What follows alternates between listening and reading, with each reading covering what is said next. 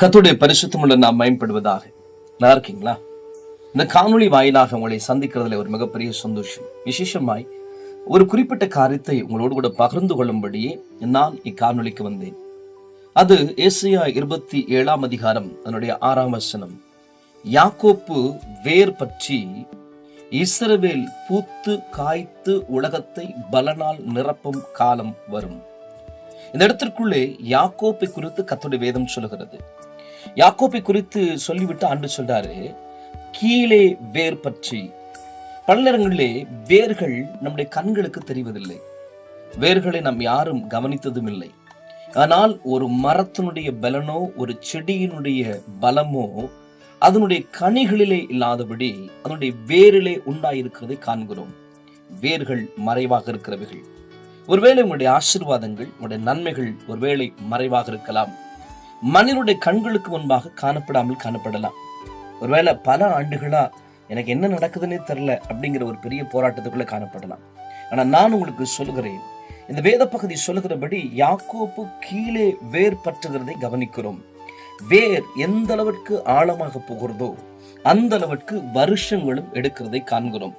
அப்படியானால் பல நேரங்களிலே நம்முடைய எல்லைகளுக்குள்ளே உண்டாகிற பல போராட்டங்கள், பல்வேறு விதமான நிலைகள் என்ன நம்முடைய வாழ்க்கையில வந்தாலும் சரி, நம்முடைய வேர் மிக ஆழமாக கிறிஸ்துவுக்குள்ளே ஊன்ற கட்டப்படுகிற போது பலனால் நிரப்புகிற ஒரு காலத்திற்குள்ளே ஆண்டவர் கொண்டு வந்து கொடுப்பார். சில வேளை உங்கள் நீதி தாமதிக்கப்பட்ட நீதியாக இருக்கலாம், உங்களுடைய காரியங்கள் மறைவான ஒன்றாக இருக்கலாம், ஒருவேளை மறுக்கப்பட்ட ஒன்றாக இருக்கலாம். நான் உங்களுக்கு சொல்கிறேன், மறைக்கப்பட்டதையும் மறுக்கப்பட்டதையும் ஆண்டு உங்கள் எல்லைகளுக்குள்ளே கர்த்தர் கொண்டு வருவார்.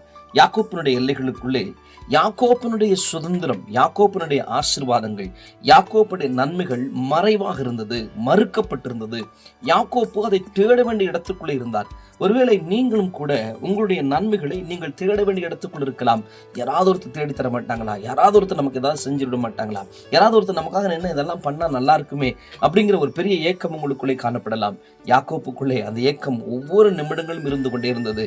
ஆனால் பாருங்க, மனிதர்கள் யாக்கோப்புக்கு உதவி செய்யவில்லை, கர்த்தர் யாக்கோப்புக்கு உதவி செய்தார்.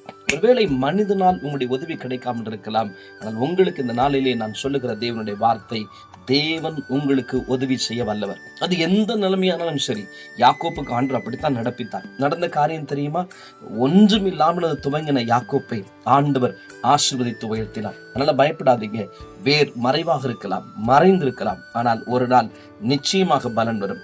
யாக்கோப்பு ஆசீர்வதிக்கப்பட்டது மட்டுமல்ல, அவருடைய சந்ததிகளையும் ஆண்டு ஆசீர்வதித்தார். உங்களை ஆசீர்வதிக்கிற ஆண்டவர் உங்கள் சந்ததிகளையும் ஆசீர்வதிப்பார். God bless you. கர்த்தர் உங்களை ஆசீர்வதிப்பாராக. ஆமென்.